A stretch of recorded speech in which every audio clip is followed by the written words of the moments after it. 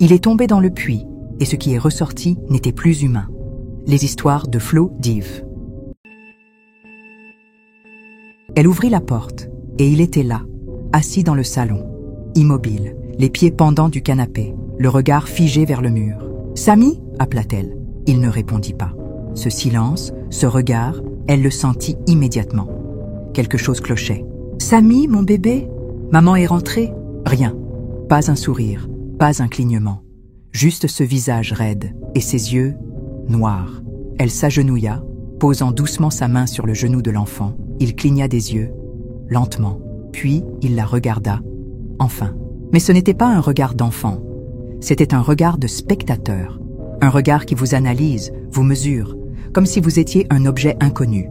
Elle recula. « Samy, tu ne reconnais pas ta mère ?» Ses lèvres bougèrent, mais ce n'était pas un mot. C'était un souffle, court, comme un murmure noyé. Puis il sourit, un sourire plat, sans joie, sans lumière. Carole ne cria pas, mais tout son corps cria à l'intérieur. Quelques heures plus tôt, elle était encore dans sa voiture, souriante, heureuse, impatiente de retrouver son fils après un bref voyage. Elle n'était partie que pour un jour, un entretien important pour un poste d'informaticien de l'autre côté de la ville. Samy était resté chez Tanti Sira, la vieille voisine qui l'aidait souvent. Il l'aimait bien. Tout était parfait. Alors pourquoi ? Son ventre se tordait-il maintenant, comme si elle venait d'entrer dans une maison étrangère ? Carole appela doucement. « Tanti Sira ?» Pas de réponse, pas un bruit. Seul Samy, assis dans ce salon, comme une statue abandonnée. Mais où est-elle passée ? Le soir, Carole tenta de faire comme si tout était normal. Elle lui prépara son plat préféré. Elle l'appela. Il vint, lentement, en traînant les pieds. Il s'assit, regarda l'assiette et dit d'une voix grave, trop grave pour un enfant de 6 ans. « Ce n'est pas ce que je mange !»« Qu'est-ce que tu as dit ?» Samy la regarda et répéta plus lentement. « J'ai dit « ce n'est pas ce que je mange !» Il baissa la tête un instant, puis il tourna la tête vers elle et dit « Tu n'es pas ma vraie mère !» Carole sursauta. « Que s'est-il passé à mon absence ?» se demanda-t-elle. « Si tu ne veux pas manger, alors va te coucher. » Samy se leva et alla dans sa chambre. Carole ne dormit pas cette nuit-là. Elle resta assise dans sa chambre, dos contre la porte. Tard dans la nuit, Carole entendit des chuchotements dans le salon, mais il n'y avait qu'un seul enfant dans cette maison. Elle se leva lentement, le cœur battant dans la gorge. Elle n'alluma pas la lumière, avança pieds nus jusqu'à la porte entr'ouverte. Le salon était plongé dans l'ombre. Elle vit Samy, debout, il parlait, pas à lui-même, à quelque chose ou à quelqu'un. Non, elle n'a rien vu. Pas encore, disait-il. Sa voix, ce n'était pas celle de Samy. Elle était basse, ancienne. Carole se figea, retint sa respiration, puis vit son ombre bouger. Il ne marchait pas. Il glissait, lentement, comme s'il effleurait le sol. Et tout à coup, il se tourna vers elle. « Maman, tu n'as pas sommeil ?» dit-il. Un frisson parcourut sa colonne. Il la regardait dans le noir, comme s'il voyait à travers les murs. Elle ne répondit pas. Elle retourna précipitamment dans sa chambre et referma la porte. Ses jambes tremblaient, sa gorge brûlait. « Non, ce n'est pas mon bébé !» se répéta-t-elle. Elle ne voulait plus rester seule avec lui. Elle ne comprenait pas encore. Au matin, elle prit son courage à 2 mains et se rendit chez Tanti Sira. Elle la trouva sur la véranda, en train d'éplucher du manioc. La vieille femme lui sourit. « Ma fille, j'ai appris que tu étais passée. Samy a été sage, hein ?» Elle s'approcha. « Tanti, il y a quelque chose que je dois vous demander. » Tanti Sira leva les yeux, surprise. « Pendant mon absence, est-ce qu'il s'est passé quelque chose d'étrange? Un accident? Un rêve? Un comportement bizarre ?» La vieille secoua la tête, puis marqua un temps. « Bizarre? Non, pas vraiment. Il est juste tombé dans le puits. » Son souffle s'arrêta net. « Quoi? Il jouait derrière la maison. Il s'est trop approché et il est tombé dedans. Mais ne t'inquiète pas, on l'a vite remonté. Il n'avait rien, même pas une égratignure. Il riait. » Carole recula d'un pas. « Il riait? » « Oui, comme si ça l'amusait. Moi-même, ça m'a étonnée. Il n'a même pas pleuré. » Elle resta muette. Puis murmura, plus pour elle-même que pour la vieille femme. « Samy a toujours eu peur de l'eau, même pour se baigner. » Puis, tout devint clair, il n'était pas remonté seul. À midi, Carole tenta de parler à son fils, doucement, comme une mère, comme avant. « Samy, dis-moi, tu te souviens de la fois où on a été à la plage ?» Il la regarda sans cligner des yeux. « Un tout petit crabe, t'avais fait peur, tu te rappelles? Tu avais pleuré et je t'avais acheté une glace à la mangue. » Il inclina la tête. Puis lentement il déclara « Je n'aime pas la mangue ». Carole sourit faiblement. « Si, tu l'aimais, tu disais que ça piquait la langue, mais tu riais toujours après. Ce n'était pas moi. » La main de Carole se figea. « Comment ça, ce n'était pas toi ?» Samy planta ses yeux dans les siens. Des yeux noirs, profonds. Et il dit « Tu veux que je fasse semblant encore combien de temps ?» Carole se convainquit que son enfant ne se portait pas très bien. Ce serait sûrement de la fièvre, se disait-elle. Cette nuit-là, elle entendit frapper à sa porte. « Maman ?» La voix était douce, inoffensive. Elle se leva, pensant que c'était Samy. Mais quand elle ouvrit, il n'était pas là. Seulement 2 empreintes humides sur le sol, face à la porte. Comme si quelqu'un se tenait là, invisible, et qu'il l'attendait. Elle alla voir dans la chambre de son fils et il dormait profondément. Elle retourna s'endormir. Le matin, en ouvrant les yeux, elle entendit sa voix, celle de son fils, juste au-dessus d'elle. « Maman, tu dors encore ?» Et quand elle leva les yeux, il était là, collé au plafond, à l'envers, la tête penchée vers elle, les yeux écarquillés, le sourire trop large. Elle hurla et se releva rapidement. Elle le vit, Samy, assis sur le bord du lit, calme, paisible, comme si de rien n'était. Elle décida de l'emmener chez le pédiatre. Son amie, Dr Roselyne, l'a reçu avec son sourire habituel, doux et bienveillant. « Il a l'air calme », dit-elle en observant Samy. Roselyne prit ses instruments, ausculta Samy avec application. Température, tension, rythme cardiaque. Tout est parfait, aucun problème, pas de fièvre, pas d'anomalie. Carole se tourna vers elle. « Tu es sûre que tu le regardes bien, Roselyne ? Je veux dire, vraiment ? Regarde ses yeux. Ce n'est pas mon enfant. Ce n'est plus lui. » Roselyne soupira doucement. « Carole, tu es exténuée. Tu reviens d'un voyage, tu es stressée. Tu sais, parfois les enfants changent. » Mais Carole la coupa net. « Non, ce n'est pas un changement, c'est un échange. » En sortant de la clinique, elle reçut un appel inattendu. Olivier, le grand frère de Carole, venait d'arriver du village. Il l'attendait chez elle. Lorsqu'ils rentrèrent, Olivier s'assit dans le salon, en face de Samy, et son visage avait perdu toute couleur. « Il est tombé dans un puits ?» demanda-t-il sans détour. Carole hocha la tête honteuse. Olivier se tourna vers elle, grave. « Ce qui est sorti de ce puits n'était pas ton fils. » Son cœur se figea. « Tu le savais ? Tu connais ce genre de choses ?» Il acquiesça lentement. « Chez nous, on les appelle ceux qui imitent les vivants. Ils vivent dans l'eau stagnante, dans l'ombre. »« Mais pourquoi lui ?» demanda Carole. « Ce sont toujours les enfants purs, ceux dont l'âme est encore fluide. Un enfant qui tombe dans l'eau, s'il ne crie pas, s'il ne pleure pas, alors ce n'est plus lui qui remonte. » Carole s'effondra dans le canapé. « Mais alors où est Samy ? Mon vrai fils ?» Olivier la fixa longuement, puis d'un ton plus sombre. « Il est toujours là, coincé de l'autre côté. Et chaque nuit où tu dors sous le même toit que l'autre, tu perds un peu plus ton lien avec lui. » Le soir tombait quand Olivier déclara « Il faut consulter le guérisseur Sori.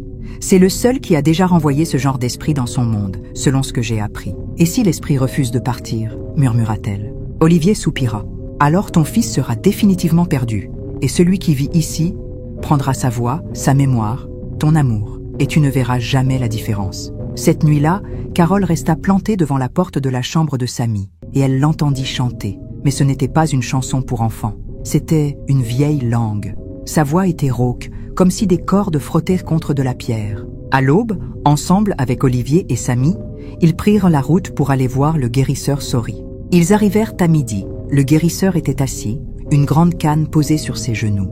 Avant même qu'elle n'ouvre la bouche, il parla. « Ne dis rien, femme de douleur.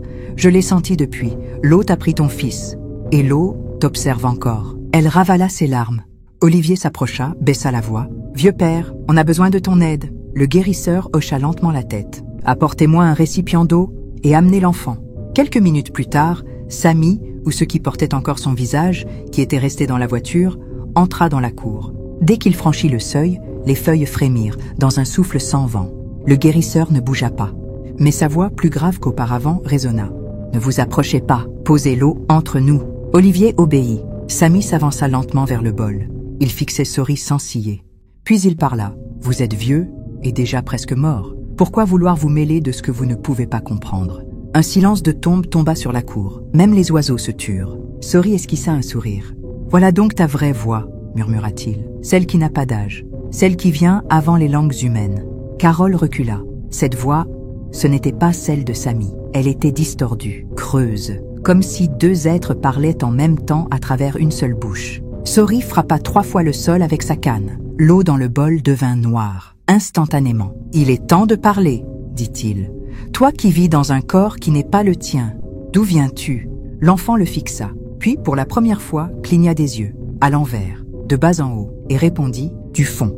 Là où les cris des enfants ne remontent jamais. Sori leva la main. « Assez, tu as parlé. Maintenant, écoute, tu n'as plus de place ici. Ce corps n'est pas pour toi. » Le garçon éclata de rire, un son sec et froid. « Carole m'a nourri, elle m'a bercé, et elle m'a cru. » Puis il regarda Carole, longtemps, droit dans les yeux. « Tu m'as aimé, non ?» murmura-t-il. « Alors pourquoi veux-tu que je parte ?» Carole recula, les larmes aux yeux. « Parce que je veux mon vrai fils, celui qui avait peur du noir, celui qui souriait en courant vers moi. Toi, tu me regardes comme on regarde une pierre. » Le guérisseur soupira et dit à Carole, « Le lien est encore possible, mais fragile. Tu dois aller là où ton fils est retenu. Tu dois l'appeler par son vrai nom, pas le nom que tu cries à la maison, le nom que seule une mère peut sentir dans son ventre. » Carole le fixa, désemparée. « Mais comment retrouver ce nom? Je ne m'en souviens pas. » Il leva sa canne. « Tu n'as pas besoin de t'en souvenir, tu dois le sentir. Si tu l'appelles par le bon nom, il reviendra. Mais l'autre ne te laissera pas partir. » Elle regarda une dernière fois ce faux enfant, ce masque, et l'enfant lui sourit, lentement. « Si tu descends là-bas, murmura-t-il, tu ne remonteras pas seul. » Puis il disparut. Carole fondit en larmes. « Que se passe-t-il » demanda-t-elle apeurée. « Ce n'est pas ton enfant que tu as amené ici, » disait le guérisseur. « Pour ramener ton fils, il faut une eau stagnante comme celle dans laquelle il est tombé. » Le guérisseur Sori les conduit à la mare des anciens, un lieu que la plupart évitaient, une étendue d'eau cachée au fond d'une clairière. Mais certains racontaient que, parfois, au lever du jour, on pouvait y entendre son propre nom, murmuré depuis le fond. Quand ils arrivèrent, Sori avait tout préparé. Des torches plantées en cercle autour de la mare, du sel noir tracé autour de l'eau, et une calebasse, posée sur un tissu rouge. Olivier tenait la main de Carole. Ses doigts tremblaient. Sori se tenait debout, face à la mare. « Ce soir, tu vas traverser, » dit-il. Il lui remit une calebasse, remplie d'eau, et l'invita à boire 3 gorgées. Chaque gorgée est un pas vers l'oubli du monde réel, et une descente vers celui de l'entre-deux. Une chaleur étrange la traversa, comme si quelque chose vivait dans l'eau même. Sa tête se mit à tourner, le monde étouffé, lourd. « Avance vers la mare, pieds nus, et entre dans l'eau. Quand tu ne sentiras plus la terre, laisse-toi aller. » Elle marcha lentement. L'eau frôla ses orteils. Elle était tiède, lourde, étrangement immobile, mais elle l'enveloppait. « Avance, Carole !» cria Sori. « Même si tu entends ton nom, ne réponds pas. » Elle entra jusqu'aux cuisses. Puis soudain, plus de fond. Elle tomba, pas comme une chute, comme si quelque chose l'avalait. Elle atterrit debout, dans un monde inconnu, un monde humide, sombre, mais lumineux de l'intérieur. Devant elle, une porte de terre séchée, sans poignée, mais au centre, une empreinte de main. Elle y posa la sienne, et la terre respira. Puis, une voix. « Maman ?» Elle courut. L'eau montait, épaisse, collante. « Samy, c'est maman, réponds-moi !» « Je suis là. » Elle le vit, parmi des dizaines d'enfants figés, même taille, même visage, les yeux ouverts, bouche fermée, mais elle le reconnut, son petit grain de beauté près de l'oreille, son regard apeuré. Carole s'approcha, le cœur battant. Elle fouilla ses souvenirs, les nuits de grossesse, les murmures, le nom jamais prononcé à haute voix, mais gravé en elle. « Bonnie !» appela-t-elle. Tout trembla. Les enfants clignèrent des yeux, leurs visages fondirent comme de la cire, ils hurlèrent. Mais Samy pleura et se jeta dans ses bras. « Je ne veux plus jamais y retourner, maman. » Carole le serra contre elle. Mais une ombre s'avança derrière elle. Même taille que Samy, même visage, mais les yeux vides, et une voix creuse. « Tu ne peux pas le reprendre. Il est à moi maintenant. »« Non, tu as pris sa forme, pas son âme. Son nom, c'est moi qui l'ai murmuré en premier. Tu ne peux pas l'avoir. » L'ombre avança. L'eau montait, le sol vibrait. Carole hurla. « Sori, ramène-nous, ramène-nous maintenant !» Un éclair, un choc, le noir. Elle se réveilla, allongée, au bord de la mare, Samy dans ses bras. Vivant, il respirait. Il était là. Mais dans le bol d'eau, posé juste à côté d'eux, il y avait 2 reflets, le sien et un autre, sans visage, mais présent. En ce moment-là, tout ce qui l'importait était le retour de son fils. Ils rentrèrent chez eux, tout rassurés. La nuit était tombée depuis longtemps. Carole dormait à peine, blottie contre Samy. Il avait repris des couleurs. Il respirait normalement. Mais quelque chose clochait. Elle ouvrit les yeux. Un frisson, pas de froid. Un frisson d'alerte, celui qui vous réveille sans raison. Elle tendit l'oreille, et là, elle entendit une respiration, mais pas la sienne, pas celle de Samy, une troisième, lente, sifflante, comme un souffle étouffé. Son cœur se mit à battre fort. Elle ne bougea pas. Elle serra simplement Samy contre elle, très fort. Les larmes montaient déjà à ses yeux. Elle tendit le bras, caressa doucement les cheveux de son fils pour se rassurer. Mais soudain, la main de Samy attrapa brutalement la sienne, froide, raide, anormalement forte. Elle sursauta, se tourna d'un coup et vit ses yeux, grands ouverts, fixes, comme dans un demi-sommeil. « Maman ?» Sa voix était grave, un peu endormie. Mais c'est ce décalage-là qui la terrifia. Elle poussa un cri. Samy sursauta à son tour. « Maman, qu'est-ce qu'il y a? J'ai froid !» Il avait repris son regard habituel. Il tremblait. Il ne comprenait pas.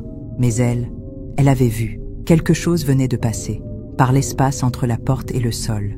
Une ombre allongée. Elle rampa lentement, sans bruit, comme un liquide noir, et disparut dans un coin de la pièce. Carole n'osa pas bouger. Elle resta assise jusqu'à l'aube. Elle retourna voir le guérisseur. Il était assis sous le manguier. Il ne la laissa même pas parler. « Je sais, dit-il. Il est encore là. Mais j'ai dit son vrai nom. J'ai ramené mon fils. On a bien suivi le rituel. » Il secoua lentement la tête. « L'ombre a menti. Elle savait que tu viendrais. Elle t'a laissé partir, mais elle a marqué ton souffle. Tant qu'elle te sent vivante, elle te retrouvera. » Il marqua une pause grave. « Elle n'a plus besoin du corps de ton fils. Elle veut le tien maintenant. » Carole resta silencieuse, figée, et Sori ajouta « Tu es la passerelle, celle qui a ouvert la porte. Et dans leur loi, le pont appartient à ceux qui traversent. » Ce soir-là, en rentrant, elle prit la main de Samy. « On va dormir ailleurs, d'accord, mon cœur ?» Il hocha la tête. Elle prit quelques vêtements et ils partirent. Elle choisit de fuir pour aller chez sa mère. Une autre ville, loin de tout. Mais à mi-chemin, la voiture ralentit, toute seule. Puis s'arrêta net. Moteur mort, plus de batterie. Le plein avait été fait 1 heure plus tôt. Le réservoir affiché vide. Elle descendit. La nuit était épaisse. Aucun bruit, aucune voiture, juste le vent. Et un chant aigu, un son étrange, venu du fossé sur le bas-côté. Elle prit son téléphone, pas de réseau. Puis un rire d'enfant, léger, identique à celui de Samy. Mais ce n'était pas lui. Il dormait, paisible. Alors qui riait, derrière la voiture? Elle se retourna, et elle la vit. Une silhouette noire accroupie dans le fossé qui la fixait. Des yeux blancs, une bouche cousue, et 2 mains posées à l'envers sur ses genoux. La chose pencha la tête. Et Carole comprit. Elle l'attendait. Elle remonta dans la voiture, haletante. Samy ouvrit les yeux. Ses yeux étaient normaux. Mais il murmura « Elle veut t'emmener, maman. Elle m'a dit que cette fois, c'est toi. » Elle était restée figée. Elle voulut parler, mais un froid a envahi la voiture. Soudain, Carole disparut de la voiture. Quand elle a ouvert les yeux, elle était suspendue en l'air, entre 2 murs qui bougeaient comme un cœur. Ces murs étaient vivants, faits de chair et d'eau. Elle a voulu crier, mais sa bouche ne bougeait pas. Et pourtant, elle était toujours dans la voiture, du moins l'esprit qui a pris son apparence. Elle avait son visage, sa bouche, ses yeux, et elle souriait et berçait Samy dans ses bras. « Tu vois, maman va bien maintenant, » disait-elle. « On va rentrer à la maison. » Samy la regardait, troublé. « Pourquoi ta voix est bizarre, maman ?» L'entité lui caressa la tête, lentement, avec une tendresse impostée. « Parce que maman est fatiguée, mon trésor. Mais tout ira bien maintenant. Tu n'es plus seule. » Dans l'espace où elle était piégée, Carole voyait tout, comme à travers un miroir. Elle hurlait, suppliait, frappait les parois, mais seul un murmure passait, un souffle d'écho. Puis, quelqu'un lui répondit. « Tu peux reprendre ta place ?» Elle se retourna. Une vieille femme se tenait là. Sa peau semblait faite d'écorce. Ses yeux n'avaient pas de pupilles. « Qui êtes-vous » demanda-t-elle, haletante. « Celle qui garde les passages. Mais tu as laissé la porte ouverte trop longtemps. Maintenant, elle a pris racine dans ton corps. Comment vais-je la chasser? Aidez-moi » La vieille tendit la main. Dans sa paume, un coquillage. « Tu dois te souvenir de la première chose que tu as dite à ton fils. Le tout premier jour où tu l'as vu. Ce mot-là, c'est ton sceau. Dis-le, et ton souffle reviendra. » Elle ferma les yeux. Le jour de la naissance.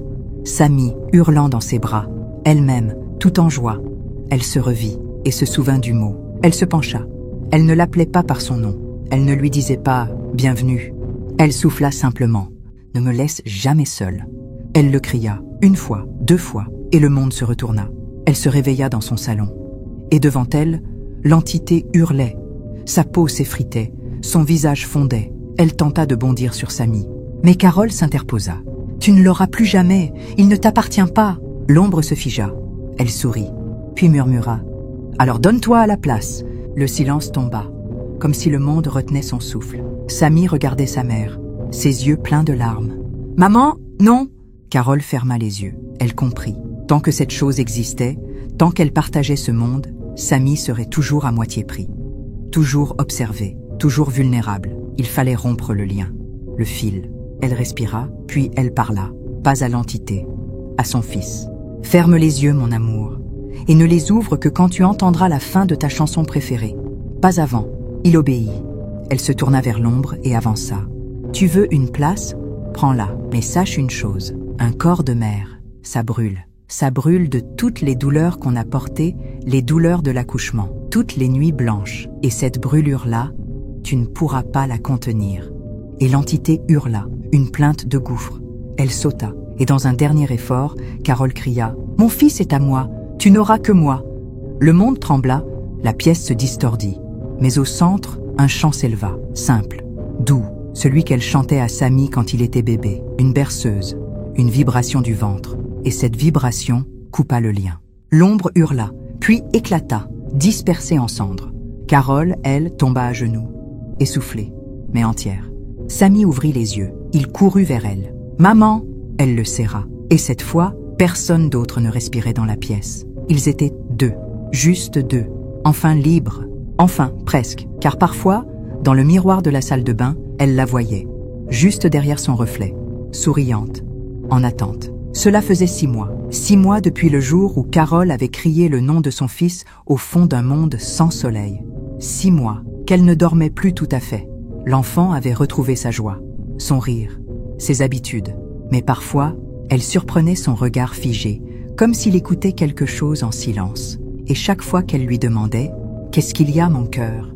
il répondait toujours la même chose. « Rien, maman, juste un rêve. » Elle s'était rendue chez Sori, mais sa cour était vide. Personne ne savait où il était parti. Et là, elle comprit. Ce qu'on ouvre ne se referme jamais complètement. Ce qu'on ramène de là-bas n'est jamais seul. Car certains mondes ne ferment jamais tout à fait leurs portes. Il ne faut jamais ignorer les premiers signes. Les enfants sont des êtres sensibles au monde invisible. Leur pureté les rend vulnérables, mais aussi plus réceptifs aux choses que les adultes ne voient pas. Et on dit souvent, quand un enfant change d'odeur, ce n'est plus le même. Merci d'avoir suivi cette histoire. N'oublie pas de t'abonner et de laisser un j'aime. À la prochaine pour une nouvelle histoire.